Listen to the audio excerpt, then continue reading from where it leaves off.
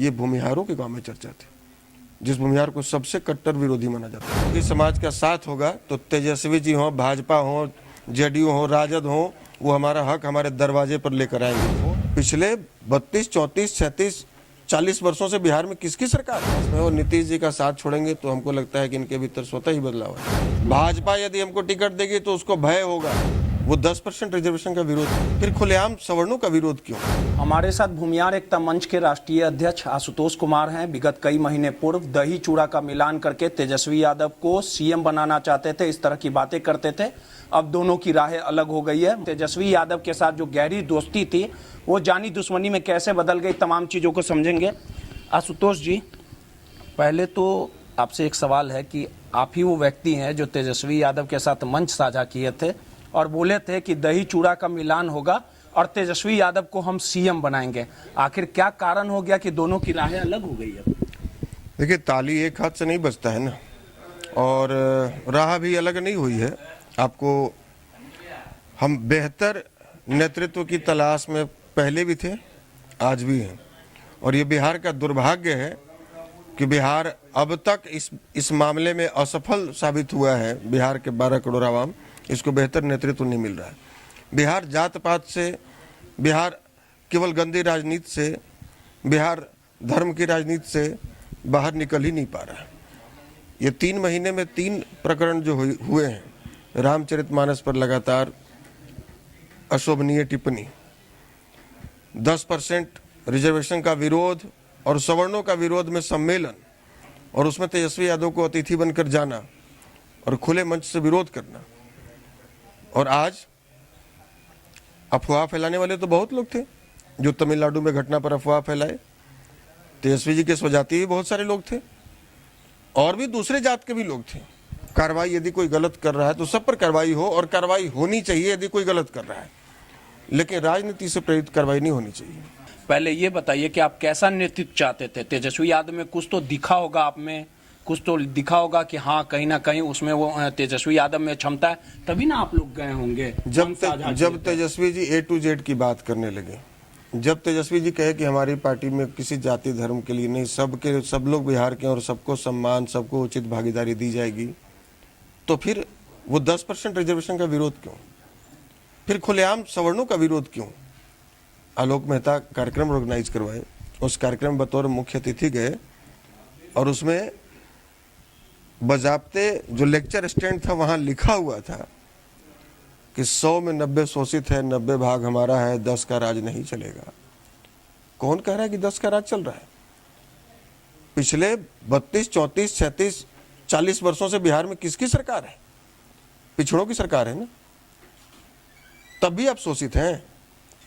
तो ये आपके लोगों की गलती है ना, जिनको आपने कुर्सी पर बैठाया उनकी गलती है ना कि 40 वर्षों में भी वो मुख्य धारा से नहीं जोड़ पाए। हम तो 40 वर्षों से बिहार में सत्ता पर राज नहीं कर रहे। तो अब भी यदि आप ये जगदेव प्रसाद का नारा लगा रहे हैं तो हो सकता है कि जगदेव बाबू के टाइम में ऐसा समय रहा हो सकता है, लेकिन आज तो नहीं। तो आज तो महज आप वोट बैंक की राजनीति के लिए, अभी कभी कहते हैं कि हम A to Z की बात करें, तो A to Z की यदि आप बात कर रहे थे तो हम लोग मंच पर बुलाए, सम्मान दिए, और हम तो खुलेआम कहें कि आपके जैसे लोगों को हम लोग चाहते हैं कि बिहार की कुर्सी बिठाएं।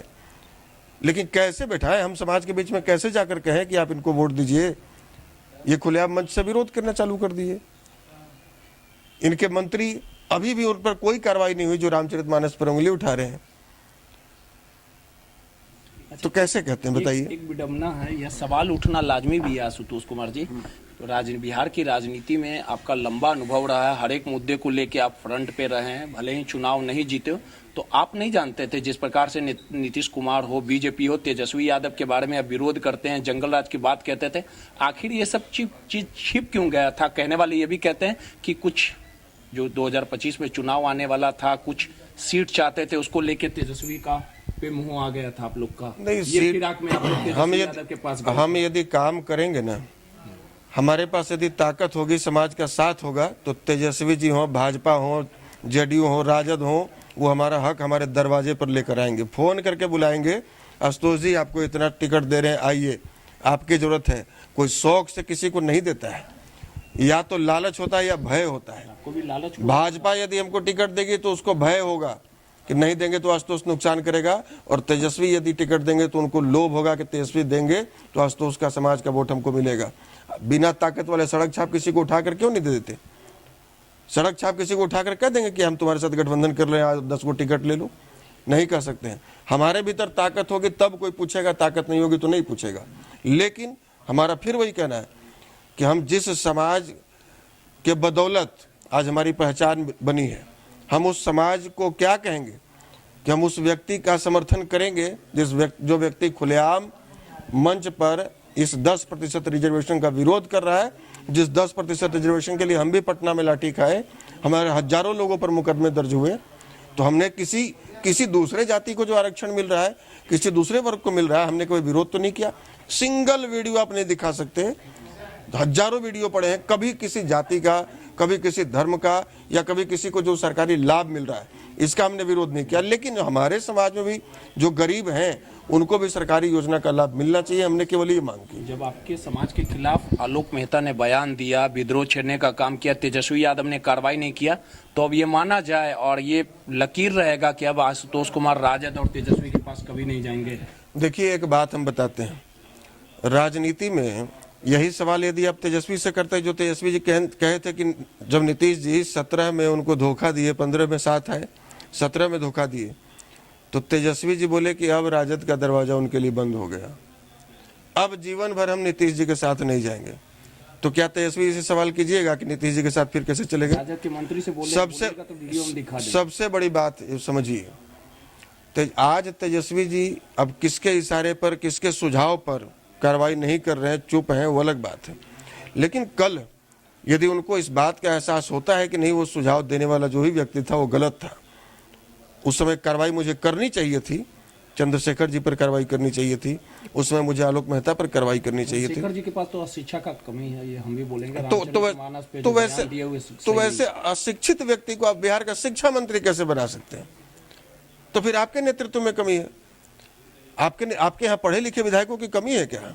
80 विधायक हैं आपके पास ना, एक से एक विधायक पढ़े लिखे होंगे, एमएलसी होंगे, आप उनको बनाइए ना, वैसे व्यक्ति को बनाइए जो शिक्षा मंत्री बना रहे हैं। कोई दूसरा मंत्रालय दे दीजिए, घास गढ़ने वाला मंत्रालय दे दीजिए, बकरी चारने मंत्रालय दे दीजिए। आखिर स्थितियां तो वही ना होगी आशुतोष जी कि सब तो एक ही थाली के चट्टे बट्टे रह गए। नीतीश कुमार के पास जब बीजेपी चले जाते हैं तो अच्छे ईमानदार हो जाते हैं, राजद के पास चले जाते हैं तो अच्छे ईमानदार हो जाते हैं। जब से सक्रिय हुए हैं राजनीति में, मतलब 10 वर्षों से, इसके पहले नहीं थे, हम जब से सक्रिय हुए तब से नीतीश कुमार जी की नीतियों का विरोध किया है। और तेजस्वी जी भी तब तक ठीक थे जब तक नीतीश जी के साथ नहीं गए थे, और नीतीश जी के साथ गए हैं तो इन्हें लग रहा है कि हमें किसी और की आवश्यकता नहीं है।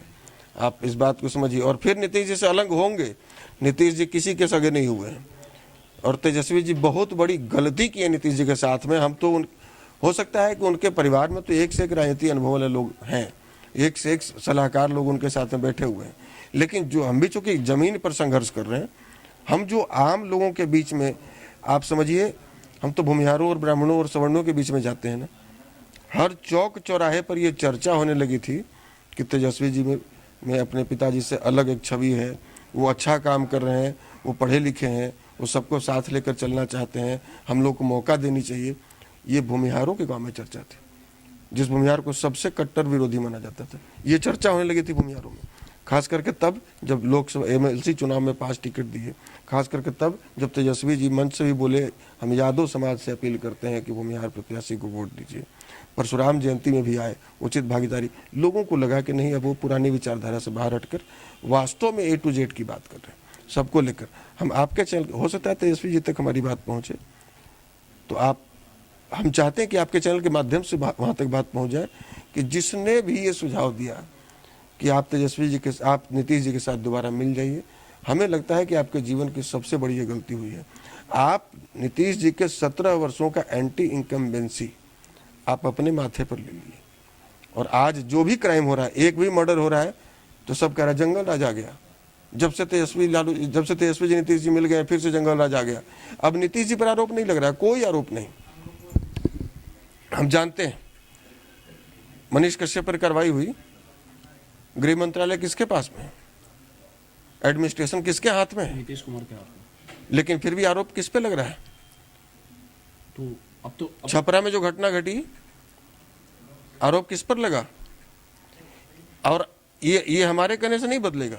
बिहार की 12 करोड़ आवाम मेरे हिसाब से नहीं सोचेगी, लेकिन ये आप मान लीजिए कि सब लोग के दिमाग में ये है कि नीतीश जी तो स्टाम्प मोहर हैं, उप मुख्यमंत्री रहते भर में भी सरकार तेजस्वी ही चला रहे हैं। अब आप आपने जो सच्चाई बात बोली आपके जुबान पे आ गई कि आप बोल रहे हैं कि गृह मंत्रालय जो है वो नीतीश कुमार के हाथ में है, तो आखिर किसके सर पे मनीष कश्यप का हाथ था? आखिर मनीष कश्यप किसके कहने पे तेजस्वी यादव पे ये निशाना साधा कि तेजस्वी यादव ने FIR किया? मैं इस बात को स्पष्ट कह रहा हूँ, केवल मनीष कश्यप ही नहीं, पूरे बिहार के। मनीष कश्यप से पहले भी घटना हुई है ना बिहार में, जब से नीतीश जी और लालू जी साथ में आए, तेजस्वी जी साथ में आए हैं, तब से और भी घटना घटी है। तो गृह मंत्रालय जहां भी घटना घटी है और सारा का सारा घटना का श्रेय, दोषारोपण तेजस्वी जी के ऊपर हो रहा है। तो छपरा में राजपूतों की हत्या हुई, कटिहार में भूमिहारों की हत्या हुई, और भी कई जगह यादवों की हत्या हुई,